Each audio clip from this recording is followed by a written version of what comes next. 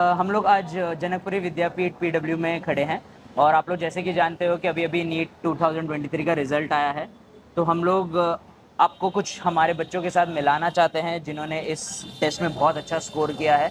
और आज ऐसे ही एक स्टूडेंट के साथ हम लोग खड़े हैं जिन्होंने बहुत बढ़िया किया है नीट में। तो मैं चाहूँगा कि वो अपने आप को इंट्रोड्यूस करें। मेरा नाम अमन कुमार वर्मा है और मैंने नीट में 674 स्कोर करा है। मेरी रैंक है 2360 और मैं जनकपुरी का स्टूडेंट रहा हूँ। तो अमन, एक चीज़ मेरे को पूछना था कि आपका डेली रूटीन कैसा रहा है? मेरा ऐसा रूटीन था कि मैं उठता था तो पहले मैं नहा धो के तैयार होके पढ़ाई करने बैठ जाता था। मतलब कि मैं पढ़ाई ज़्यादा करता था और उसके बाद लाइफ मैनेज उसी में कर लेता था। अच्छा, तो हाँ। आप यहाँ पे अकेले रहते थे कि फैमिली के साथ रहते थे? मैं यहाँ का नेटिव हूँ, मैं दिल्ली अच्छा, में ही रहता हूँ, दिल्ली में रहता नागौर हूँ। के पास। अच्छा अच्छा, बढ़िया बढ़िया। तो उसके बाद अगर मैं बात करूँ तो क्लासेस के साथ साथ अपना खुद का सेल्फ स्टडी मैनेज करना, तो वो कैसे किया आपने?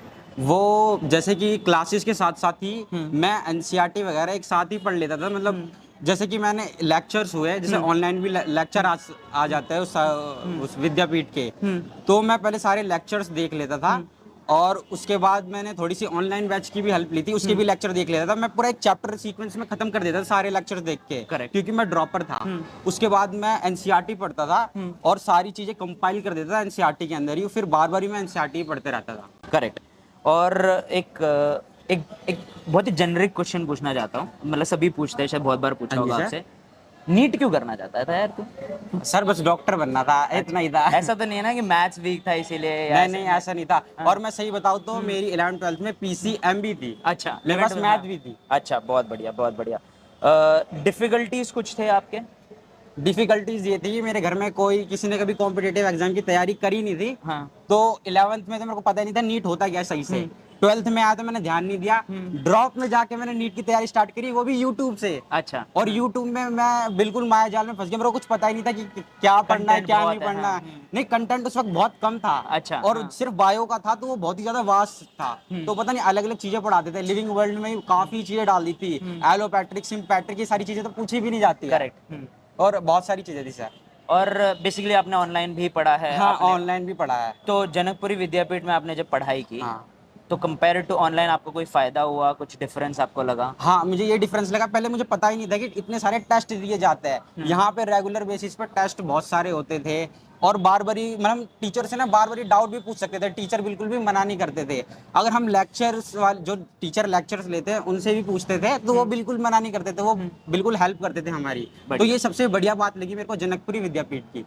और पीडब्ल्यू की बात करें, हाँ। तो इससे पहले भी आपने कहीं प्रिपेयर किया होगा? नहीं सर, मैं बता रहा हूँ ना आपको, मैंने कभी कराई नहीं। मैं ऑनलाइन में आया तो और सीधा आया। पीडब्ल्यू के कोई भी प्लेटफॉर्म के थ्रू तैयारी करने से पहले हाँ। और बाद में आपको कोई डिफरेंस फील हुआ? हाँ सर, बिल्कुल डिफरेंस फील हुआ। मतलब पहले मैंने अपनी लाइफ में कोई कोचिंग ज्वाइन नहीं करी। मैं ना ड्रॉप ईयर में आके कोचिंग ज्वाइन करी है। तो इस वजह से मैं पीडब्ल्यू को ही जानता हूँ। तो पीडब्ल्यू बेस्ट है मेरे लिए तो। बढ़िया। और जैसे कि हम लोग जब सब लोग यहाँ पे खड़े हैं, कहीं ना कहीं बहुत बड़ा हमारा मदद किया है अलग सर ने। सर ने बिल्कुल इतना बढ़िया इंस्टीट्यूट बनाया जहाँ पे हम पढ़ा सके, आप जैसे बच्चे पढ़ सकें। तो अलग सर का आपको कुछ मैसेज सेंड करना है? मैं यही बोलना चाहता हूँ, अलग सर लगे रहो, ऑल द बेस्ट। ठीक है। और एक लास्ट चीज़ रे बेटा, जो आपने टेस्ट के बारे में बताया, हाँ। रेगुलर टेस्टिंग विद्यापीठ जनकपुरी में आपके कितने फ्रीक्वेंसी में होती थी? ये कम से कम अगर हम बात करें तो पर डे भी होता था, इसे क्लास टेस्ट कहते हैं। और 7 दिन में एक बार भी होता था। और फिर उसके बाद हेडक्वार्टर से भी कई सारे टेस्ट आने लगे थे। मतलब बहुत सारे टेस्ट चलते थे। चैप्टर वाइज टेस्ट भी थे तुम्हारे? चैप्टर वाइज टेस्ट भी थे। तो मतलब अगर हम माने अगर सारे टेस्ट को कंपाइल करें तो 2 दिन में टेस्ट होते रहते थे। और लास्ट में फ्रीक्वेंसी ज्यादा बढ़ा दी थी जिससे काफी हेल्प भी हुई। और पिछले साल आपने कौन से ड्रॉप में आपने क्लियर किया? ये मेरा थर्ड ड्रॉप था। थर्ड ड्रॉप है। क्योंकि मेरा जो पहला ड्रॉप था उसमें मैं यूट्यूब से पढ़ा। यूट्यूब पे बायो इतनी वास्ट और थी। उसमें मैं स्कोर क्या थे? मेरे थे वैसे मैंने 12th के साथ भी दिया था यूं ही चेक करने के लिए। चलो, तो सारे हाँ, लाइन से मैं देख सारे लेते? बताता हूँ। 156 आए थे वो, ठीक मैंने है, यूं ही हाँ। दिया था। और मैं 12th में भी अपने स्कोर बताए 12 में तो 70 की लाइन में थे। तो वो अरे, काफी हाँ, कम थे। करेक्ट, उसके बाद मैं पहला ड्रॉप लिया, फिर 514 हो गया 156 से सीधा। अरे बढ़िया, हाँ। है ना, क्योंकि मैंने हाँ, यूट्यूब बढ़िया से पढ़ा लीड था। था, हाँ, लेकिन मेरे ज्यादा मार्क्स बताओ कहाँ कटे? बायो में ज्यादा कटे, क्योंकि बायो में मैंने इतना वास्ट पढ़ लिया था और एनसीईआरटी से आता था। हाँ, हाँ। और मेरे को बायो के बारे में इतना पता भी नहीं था, तो इसलिए मैं प्रीवियस ईयर क्वेश्चन देखता भी था, तो मेरे को पता नहीं चलता था कि कहाँ से क्वेश्चंस आ रहे हैं। करेक्ट। हाँ, उसके बाद मेरा सेकंड ड्रॉप आया, तो मैं यकीन बैच से स्टार्ट करा। यकीन बैच में मैंने नोट्स भी बनाए, सारी लेक्चर्स भी देखे। वहां पे मैंने एक चीज मिस कर दी, क्या, टेस्ट देना। मेरे को पता ही नहीं था क्योंकि किसी गाइड ही नहीं करा था। तो मैं 593 लेके आया। ऑल्दो अगर मैं प्रैक्टिस करता तो उसी वक्त मैं 620 630 ले आता। वो काफी था मेरे लिए, क्योंकि मेरे पास दिल्ली कोटा है। लेकिन उसके बाद मेरे को लगा टेस्ट देना चाहिए। जब मैं टेस्ट देने के लिए यहाँ पर आया, विद्यापीठ ज्वाइन करा जनकपुरी थर्ड ड्रॉप में, जब मुझे टेस्ट की इंपॉर्टेंस ज्यादा पता चली, और उसके बाद टीचरों ने भी काफी हेल्प करी कि जैसे कि हम कोई क्वेश्चन से फंस जाते थे तो वो टीचर काफी हेल्प करते थे।